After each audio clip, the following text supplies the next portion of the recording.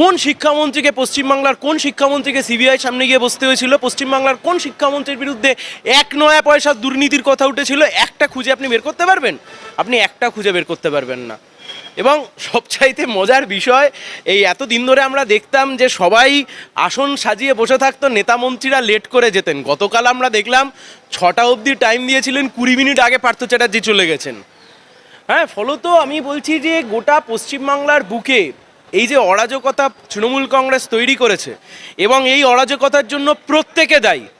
তৃণমূল কংগ্রেস 2011 সাল থেকে যা দুর্নীতি করেছে, 2011 থেকে যারা যারা সেই মন্ত্রিসভার সদস্য ছিল, including Suvendu Adhikari, each and every one is responsible. প্রত্যেকে রেসপন্সিবল।